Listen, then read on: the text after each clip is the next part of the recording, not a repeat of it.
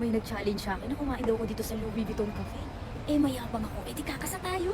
Grabe, sobrang laki, tsaka ang ganda mi. Kinakabahan ako, baka mahal. Ayun o, 7th floor. Ayan yung kanilang mga presyo. Ang ganda dito, nakakahiya ng gumalaw eh. Kamamahal ng mga litsugas eh. Parang mauubos ang aking last money. Siguro yung kape sapat na ako din eh. Busog naman talaga ako eh. Pwede na siguro sa akin to. 1,100 yan na are. Titipirin natin. Hati pa kami ni Dudo. At least Louis Vuitton. Sarap din naman. Lasang chocolate. At 1,600 peso. Mga 1,700. May isang na gatas. Yummy ba?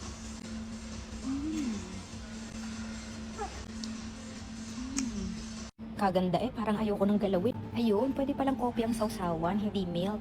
Try ko nga yung sausawan ni Dudo. Ay, try. This is coffee. Yummier.